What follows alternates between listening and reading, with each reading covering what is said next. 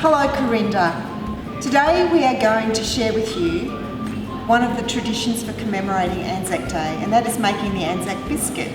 Now the ANZAC biscuit was used by families to send to the soldiers at war in care packages to give them a little taste of home.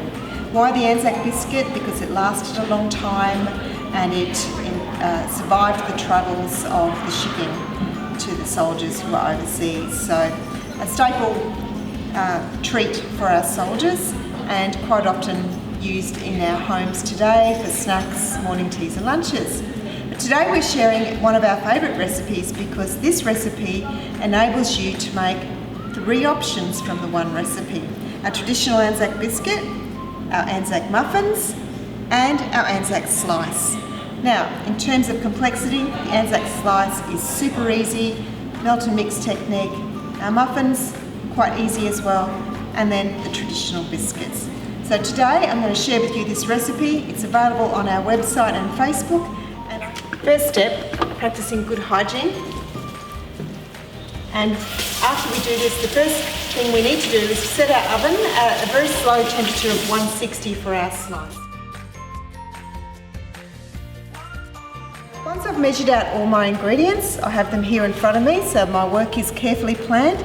So I need to combine my oats, my plain flour, which has already been sifted,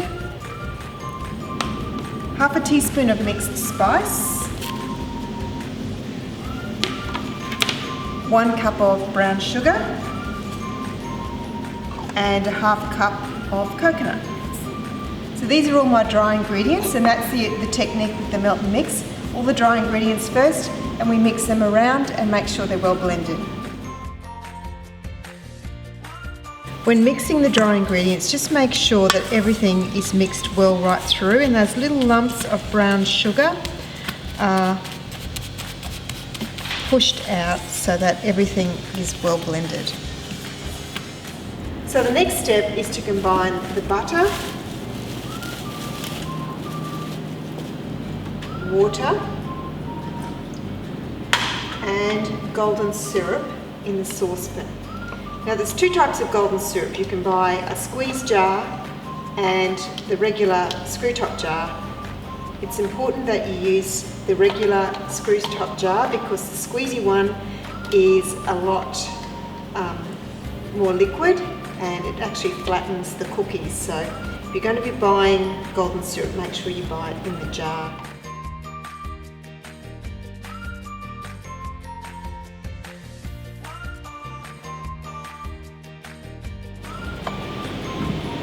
So once the butter is completely melted in with the liquid, we then remove it from the heat and turn off our stovetop. And we then add half a teaspoon of bicarb soda. Now here's a good question for you. What is the reaction that occurs when you add the bicarb soda to the liquid? If you can just look closely, and this might be a little science challenge for you all. What is it that bicarb soda does to the ingredients when it's added at the end? Stir that through and you'll notice it's quite fluffy in texture.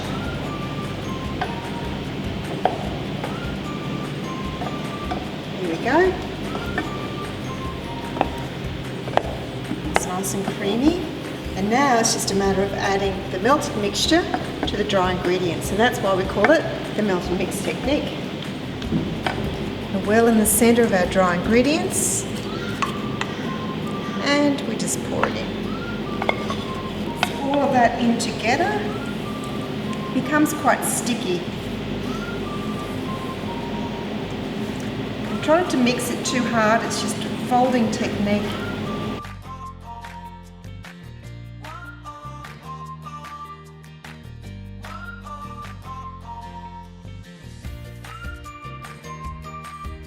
The next step is to line your slice tray. Now, the best thing to do here is use glad bake, then we don't have to worry about greasing our slice tray. One of the tricks I use at home to get my glad bake sitting perfectly in the slice tray, if you have another slice tray exactly the same, stick it on top and That then flattens it down nice and neatly into the shape of the pan. Otherwise, just use your hands to make sure it's neatly pressed into the slice tray. Our mixture into our slice pan.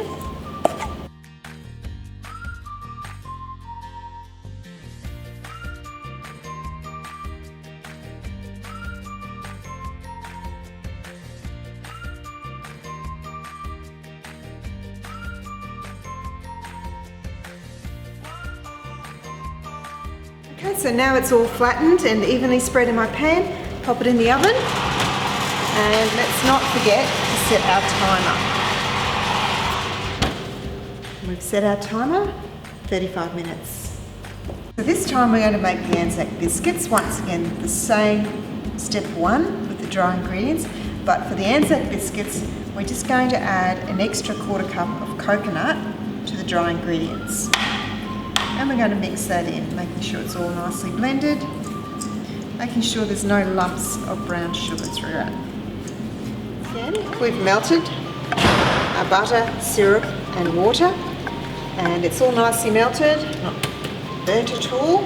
Remove it from the heat, add our bicarb.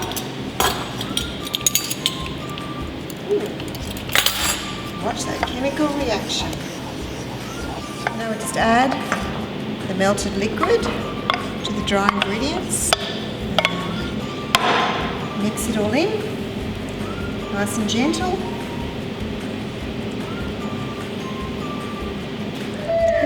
So once all that's mixed in, we now are going to get heaped teaspoonfuls. This is the messy bed.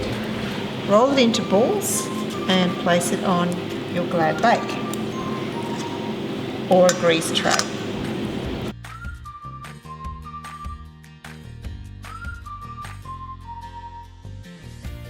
Now before we put them into the oven, I'll just get a fork and flatten them a little bit. Now this is your choice whether to do this or to leave them in rounded spoonfuls, depending on how you like your ANZACs, thick and chewy or flat and crispy.